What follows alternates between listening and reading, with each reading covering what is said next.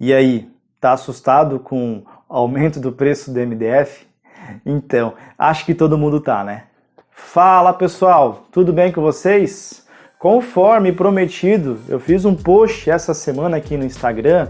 Eu não sei se esse vídeo eu vou colocar no Instagram ou no YouTube, mas enfim, eu fiz um post falando que eu ia trazer algumas soluções para você não precisar repassar todo o aumento do preço do MDF para o teu cliente final, tá? E é sobre isso que a gente vai conversar no vídeo de hoje aqui, tá?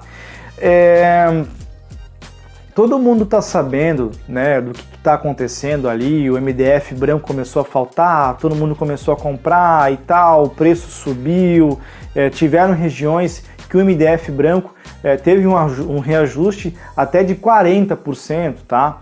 E já conversei com fontes, com fornecedores nossos, que o MDF amadeirado vai acontecer a mesma coisa, tá? Tem fábricas que estão com o prazo de entrega de MDF amadeirado em torno de 45 a 60 dias. Então vai começar a faltar o MDF branco, o MDF amadeirado também, e aí consequentemente ele vai começar a subir o valor, tá? E aí eu vim trazer para vocês aqui hoje algumas soluções e mostrar como que a gente consegue preservar o nosso cliente desses aumentos e consequentemente fechar bons negócios, tá? Por que eu estou sugerindo isso? Porque se a gente repassar esse aumento de 30% a 40% para o nosso cliente, muitos deles vão preferir segurar um pouquinho agora de fazer os móveis e vão fazer os móveis mais para frente. Então isso começa a travar o mercado, tá? E hoje eu trouxe aqui uma simulação de uma área social, beleza? Hoje vou mostrar para vocês através de números como que a gente consegue preservar o nosso cliente desses aumentos. Eu simulei para vocês aqui o orçamento de uma área social, tá? Vamos lá. Nessa área social eu considerei uma cozinha, um painel de TV e um aparador para o sofá, tá? De MDF eu considerei um valor de R$ 3.910 só de MDF para essa área social, tá? Esses 3.910 são os valores antigos, são aqueles valores que a gente vinha praticando há 1 a 2 meses atrás, tá? Esse é o valor antigo do MDF. De outros eu considerei R$ 1.000, que é corrediça, dobradiça, pistão, fita de borda, puxador e tudo mais, tá?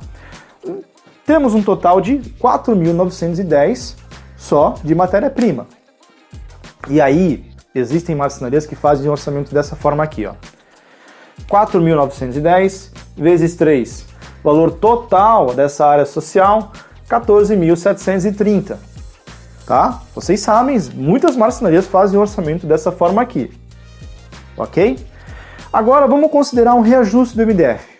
Vamos considerar, aqui nessa simulação, eu fiz um reajuste do MDF branco de 25%, tiveram regiões que ele teve um reajuste bem maior do que isso, e o MDF amadeirado em torno de 11% de reajuste, e ele vai reajustar mais ainda, eu tenho certeza disso, tá? Então só de MDF, R$ 4.585, mais R$ 1.000 de outros insumos, tá? Totalizando R$ 5.585.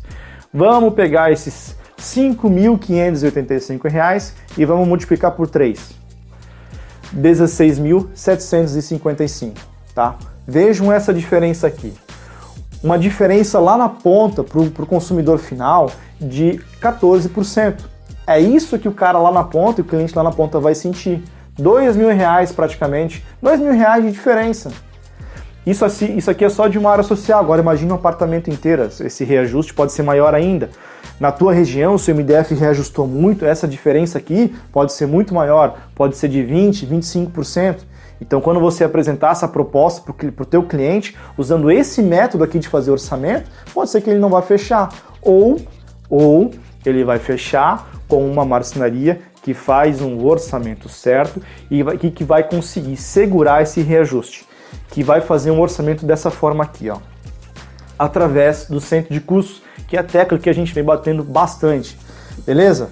Vamos lá, MDF, valor antigo, 3.910, outros insumos, né, os puxadores, corrediças, dobradiças e tudo mais, R$ 1.000, Mão de obra, eu considerei lá um custo por hora de mão de obra de R$ 55,00, em torno de umas 50 horas para produzir tudo, tá?